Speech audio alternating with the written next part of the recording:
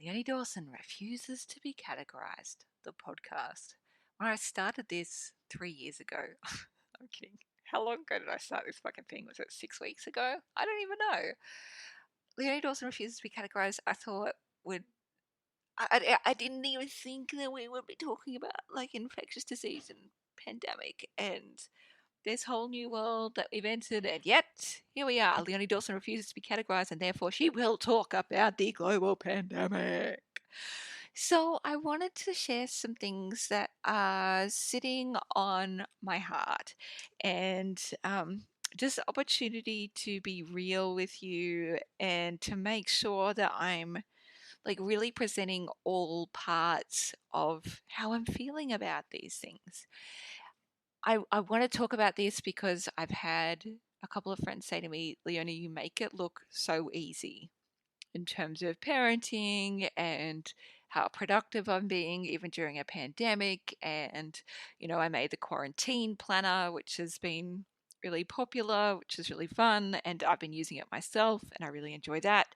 I'm in some ways excited about the opportunities of this quarantine time and being able to stay home and have home time. And I realize that I have an absolute bucket load of privilege in that.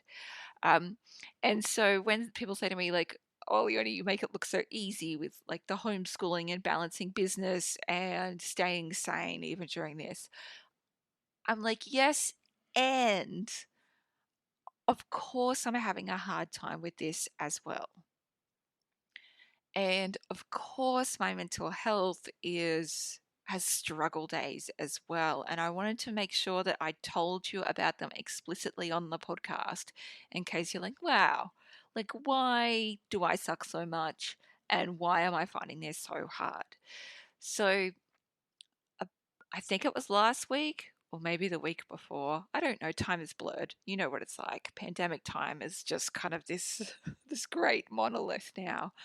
Um, I started finding it really hard to go to sleep at night, and my brain started spiraling, and I started to beat up myself. And I don't usually beat up on myself at all.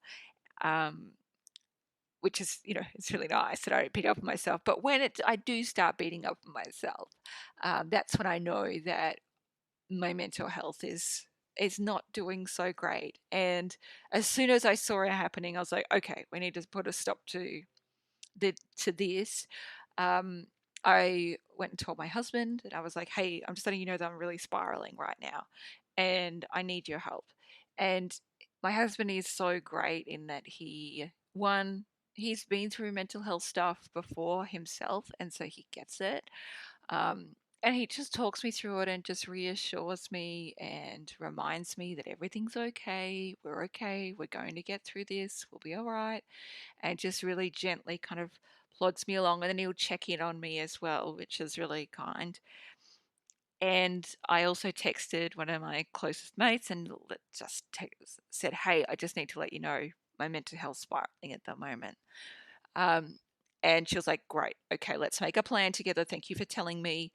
And it's kind of like a service that we offer to each other. We will tell each other when shit's going downhill. And we'll also tell each other when we think each other's shit is going downhill. I'm like, hey, you might not be in a great spot right now. Or she'll say the same thing to me. Like, can we make a plan about your mental health? So those kinds of things really do help. And it took me, I don't know, it took me a few days to kind of pull myself out of that spiral. At one point, I was on the veranda with my family and I burst into tears and kind of began having a panic attack. And um, my husband was right there, checked in on me, and I went and just had to lay down on the grass with my face in the grass because that to me is very calming. Nature is always very calming for me, and I'm very grateful. We're on nearly 2 acres and it's a private lot, so I'm very, very fucking grateful now more than ever to have a patch of land. Um, and you might have heard me talking about this before because I was laying out there my face in the grass, having a panic attack, and my youngest kid walks out and said, "Mum, oh, hey, Dad, what's Mum doing out in the grass?" And my husband, who is the king of one-liners, very glibly said, "Oh, she's just gathering inspiration for her next Facebook post." Fucking hell, I just died with laughter through the tears, guys. It was just so fucking funny. This man is the funniest. The funniest. So I want you to know, even if you think that my life looks perfect, I am gathering content for my Facebook posts by having panic attacks on the ground. So I like when you like have an idea of me, like this fucking utopic world I've created in terms of being able to homeschool and still have my businesses, and it's all pretty chill, really. I also want you to know there's like I want you to have in mind that sometimes mama's going to lay down on the ground and have a fucking panic attack too, and that's okay. That's normal. It's understandable, especially in times like these. Also, I wanted to say, like, yeah, I do love spending time with my kids, but of course they completely fucking shit me as well, like any parent. And part of my self-care routine is that I do have time to myself every single day. And I know that not everyone gets that opportunity and that possibility. Um, but I just wanted to give you complete encouragement to craft that out for yourself in whatever way that you can. So for me, I spend the morning with my family, then in the afternoons, I'll come out to my office and do a little bit of work. And sometimes that work means do nothing and read celebrity gossip websites. I just want to be real with you. That's the kind of work that sometimes happens out here. Sometimes I read a book, I do a private Pilates class via Zoom. Um, and it's that like 2 hours to myself because otherwise my brain does start fucking itself. And on weekends, we follow kind of the same routine because we'll do stuff in the morning and then I have solo mama retreats in the afternoon, and my kids can watch a movie or they can play Minecraft. And I go to bed and I read a book or I do e-courses or a art journal or whatever the fuck I want. And as long as like, the kids are happy poodling about, they're 6 and they're 10 now, so they're not toddlers anymore. Um, and I get that much needed downtime for my soul and for my brain. And for me, as somebody who's likely on the Asperger spectrum, who is pretty introverted and pretty highly sensitive, I need that. Otherwise, I start losing my shit. And it means that I'm just such a cranky mum. I know that I'm lucky to have my husband home with me. Um, and I just want to say, look, whatever way that you can craft that out for yourself, I really recommend it. And I want to be real as well. Uh, I have just spent the last 2 days putting together this fucking mammoth trampoline that we bought years ago, and it has been in storage for the last 2 years. And I put it back together by myself without any stupid instructions. And spoiler alert, like you do need the instructions for a reason. I probably added like a few many more hours on there because I kept putting shit on wrong way, and then I'd have to take it off and then put it back on, and it would take me like 30 minutes to undo what I'd just done. Um, but I created the trampoline because I regard it as a legal child jail. I love being with my kids, guys, and mama need a fucking break. So the trampoline is a room outside the house that they go to. So it's like hiring a babysitter. I mean, there's a reason why, like, it's very, very hard to buy trampolines in Australia currently. Is that people are just looking for something to try and exercise their children like dogs and give them something to do. So that's why I put together a trampoline, guys. Not because I'm Mother of the fucking Year. I don't want to be Mother of the Year. That would be a fucking terrible award to go in for because I am not about being a martyr. Um, I built the trampoline as the legal child jail. So anything that you're doing, I just want you to realize, like, high fives. Good for you. Whatever gets your family through this time, amazing. Amazing. I was listening to a podcast yesterday, the Creative Superheroes podcast with my friend Andrea Scher, and she was talking to a therapist.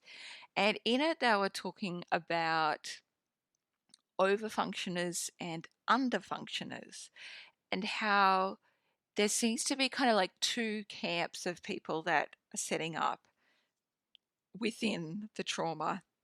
Some people who find it hard to absolutely do anything and feel completely sort of paralyzed um, in themselves, and those people who are hyper productive, who are doing a lot.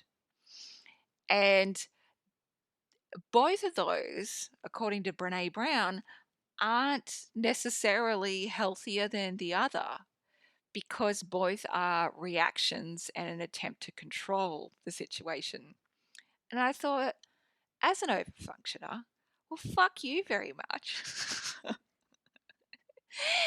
Yeah, my first like instinct was resistance. I was like, no, fuck you. I'm enjoying being productive. And then thinking, oh, now I get it. Right. I see. Yeah. Okay. No, I am doing that to control the situation. And I've got lots of friends who are in the overproductive camp, and then I have lots of friends who are in the like the underfunctioner camp as well. And I really just wanted to say to you, look, wherever you're finding yourself fall, it's okay. Like, you're absolutely allowed to have whatever your experience you're having right now, because it's a fucking weird time. The reason I created a quarantine planner, the reason I've stayed so productive, the reason I've started fucking gardening and baking and making my own bread for the first time, is because that's the way that I deal with stuff when it's crazy, is that I try and control it by staying busy. And I try and stay busy so I don't have to feel all of my feelings. And I was thinking about this last night because, there's definitely a whole kind of therapy camp that says you do have to feel all of your feelings, in order to move through them. And on one level, I absolutely 100% agree. But on another level, if you are like me, predisposed to mental health issues, to bouts of depression and anxiety, sometimes feeling all your feelings is a gateway drug to hell. Like, it is fucked up and it doesn't get better. Like, I've tried it. I've tried falling all of my feelings. And then, I don't know, do you guys remember? Like, I had that horrific fall off the cliff into depression about 2 years ago. It was one of the scariest experiences of my life. So I'm a little bit reticent to feel all of my feelings in an all encompassing fashion when shit gets hard, because when you are predisposed, things can go downhill really, really quickly. And so you have to just be the expert on yourself and realize, like, okay, is this going to help me in this situation or is it going to hinder me? So for me, in a quarantine crisis, in a pandemic crisis, overfunctioning is definitely the way that I'm going to cope. The downside to overfunctioning is that I absolutely will be more prone to burnout. Thankfully, I've already burnt out a lot of times before, so I'm really experienced in it and I know what to do when I start moving towards there. Plus, my husband's a really good coach on that front, and he's like, "Hey, honey, you're doing too much. You need to, like, come sit down, come have something to eat. I need you to just, like, fucking chill. Like, I just need you to chill." So I'm very grateful I've got somebody who can help me modulate in that way. So, if you're somebody who falls in the camp of underfunctioning, really don't beat yourself up on that. Even though it looks like overfunctioners are like fucking nailing life right now, all of us are just doing exactly the same thing, is trying to control the situation in with our various patterns. whether that's underfunctioning or overfunctioning. So don't worry, the productive camp might look like so much sexier, but it's not. It's all of us as humans just trying to do the best that we can. So you can just like give yourself a big old permission slip to do whatever the fuck you want. And that's why in the quarantine planner, I included a permission slip where you can sign off and give yourself permission to do absolutely fucking anything or nothing that you like. By the way, if you haven't checked out the quarantine planner yet, it's something I created last week. I gave it away for free. If you go to leoniedawson.com/planner, I think about 10,000 people have downloaded and used it now. I've printed it out and used it for myself because that's why I made it. But it's really just to help you think about ways that you can get yourself through this time because it is fucking massive and it's fucking big, you know? So I wish we could all just sit around in a circle and just share what's happening with us and how we're feeling and all of those things. How am I? Well, today I'm pretty good. I've just finished building the trampoline. It took me most of the morning yesterday to do it, and then I had a tantrum and burst into tears. And Chris was like, "How about we call it a day and you try again tomorrow?" So we did that. We finished it off. The kids are so excited and so happy to be on their trampoline again. Um, I started playing an Xbox game with my husband yesterday afternoon because I was feeling grumpy. He was feeling grumpy. And he's like, "What are you going to do?" And I'm like, "I don't know. I think I'll just go sit outside because I feel slightly less grumpy outside than I do when I'm sitting inside." And he's like, "Oh, okay." And I said, "What are you doing?" He's like, "I don't know." I said, "Well, you just bought an Xbox." He bought an Xbox, I don't know, about 3 weeks ago before we kind of went into lockdown. Um, and um, he was like, "Well, I hope you don't mind. I bought this." And I'm like, "I really don't give a fuck what you do right now. Like, you can spend whatever amount of money you like in order to get yourself through this pandemic. That's great." Um, and I've never played it because I'm not really much of a gamer. So him and the kids have been playing games together, and I'm always sort of working during that time. And yesterday afternoon, I was like, "Well, can we just like play a game on this Xbox then?" And we ended up playing this hilarious little simple cartoon game where we had to go figure out puzzles together. And we ended up playing it for like 2 hours. And honestly, we laughed so hard. And we could actually feel our brains changing as we were doing it. Like 15 minutes in, Chris is like, "Wow, I actually feel so much better." I'm like, "Oh my God, this is amazing. This is so much fun. I know what I'm going to do for the rest of the pandemic. I'm going to become a motherfucking gamer because this is great." Um, and then our kids started coming out and they wanted to play as well. And we're like, "No, this is parent time." Because kids are going to know that parents need to play as well.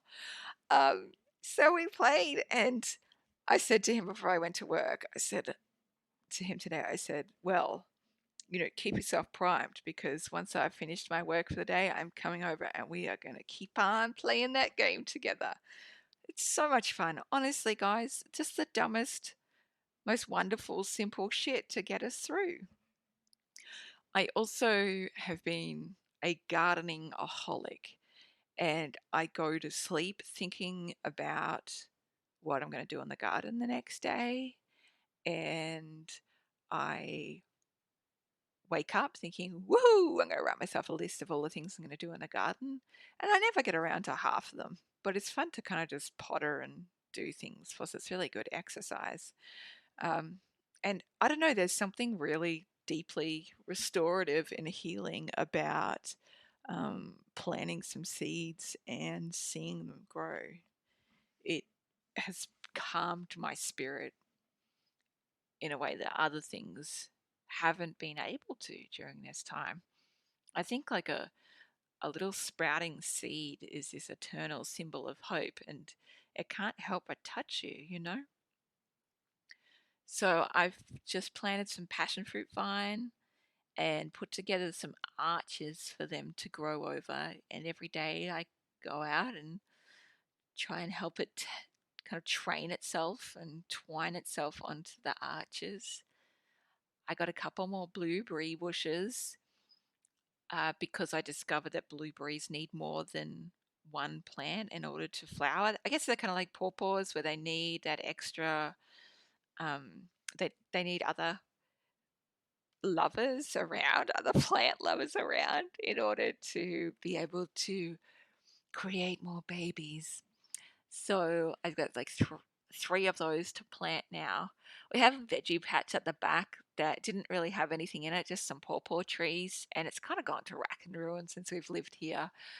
It's not really like it's built up at all. It's kind of the same level as the rest of our yard. It's just got a wooden, like just some wood around the outside. So I've ended up pulling the wood off, and so that we can get the mower in there, and we're going to turn it into an orchard instead, because I think that's a better spot for it. It's already got a lemon tree there, and I've planted a pineapple guava and a orange tree and a peach tree, I think, down there. And we'll see what comes of it. I'd like to kind of build like a food forest. That'd be awesome. And then we have up on our veranda, I've got seedlings, and here in Australia, you can't really buy seeds. It's very hard, and seedlings specifically, because everyone's like gone full self sufficient, which is awesome, which is what we should have been doing anyway.